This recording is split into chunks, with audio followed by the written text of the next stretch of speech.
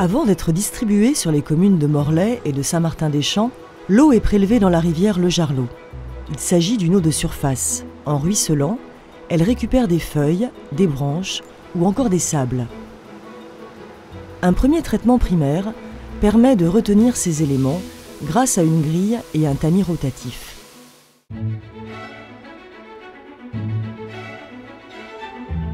L'eau est ensuite transférée vers la station. Là, elle est débarrassée des substances naturellement présentes dans l'environnement, comme la matière organique, les métaux, fer et manganèse, les sables ou les molécules ayant pour origine l'activité humaine, comme les pesticides et les micropolluants. La station de production en eau potable du Pilon assure le traitement et donc l'alimentation de l'ensemble des habitants de Morlaix et de Saint-Martin-des-Champs. Elle a été mise en service en 1970.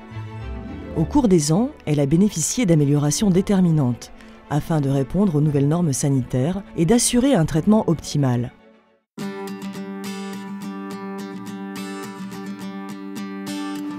La rivière le Jarlot, comme la majorité des eaux de surface bretonnes, a une faible teneur en minéraux. Il est donc nécessaire de procéder à une reminéralisation de l'eau. Ce processus de traitement va dans un premier temps s'effectuer à l'aide d'une injection de lait de chaux et de dioxyde de carbone. Du chlorure ferrique est ensuite injecté afin d'assurer la première étape de traitement de l'usine. Son mélange avec l'eau va permettre de faciliter l'agglomération des particules en suspension. À l'aide d'un premier mélange rapide, des petits flocons, encore appelés flocs, vont se former. Ces flocons vont ensuite se densifier pour devenir de plus en plus lourds grâce à un mélangeur fonctionnant avec deux grilles tournant à vitesse lente. L'eau, chargée des flocs lourds, va ensuite transiter dans un ouvrage appelé décanteur. Il va assurer la bonne séparation entre l'eau et les flocons. Les flocs vont alors former des boues qui vont être piégées au sein du décanteur avant d'être extraites de l'ouvrage.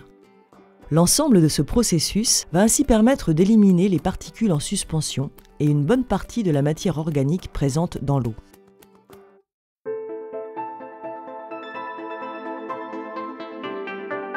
L'eau décantée va ensuite être transportée à travers une goulotte vers le processus des filtres à sable.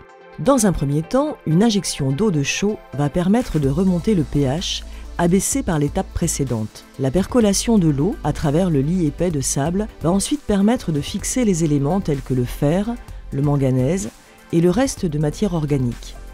Une fois débarrassée de ces fines particules, l'eau sera récupérée en fond d'ouvrage par une conduite de transfert.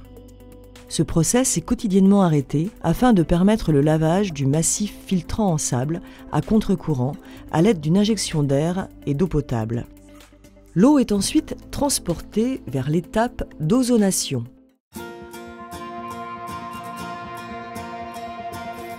Deux réacteurs d'ozonation permettent de créer un gaz appelé ozone. Ce gaz est synthétisé à l'aide d'une décharge électrique appliquée à de l'oxygène, O2.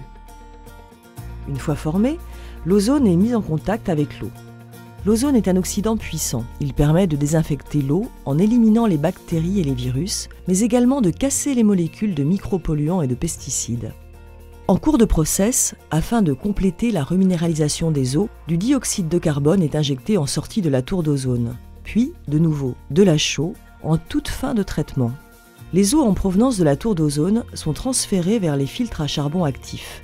Entre ces deux étapes, afin de stopper le traitement à l'ozone, il est nécessaire d'injecter du bisulfite de sodium qui va permettre l'élimination du gaz.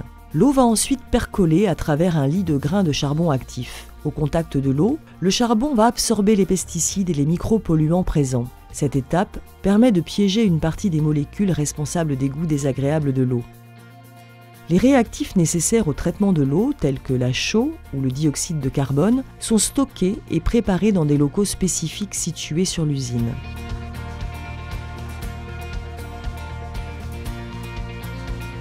En sortie des filtres à charbon actif, l'eau est désormais potable. Elle va alors être stockée dans un réservoir au cœur de l'usine. Afin de garantir sa qualité lors de son parcours jusqu'au robinet des consommateurs, il est indispensable d'y injecter de l'eau de javel. Cet ajout va permettre d'éviter le développement de bactéries dans les réseaux de transport et de distribution.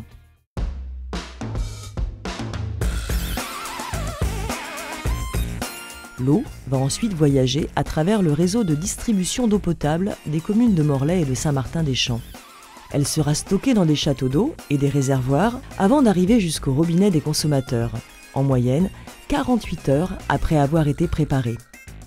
L'eau sera contrôlée jusqu'à 3 fois par jour avant d'être consommée.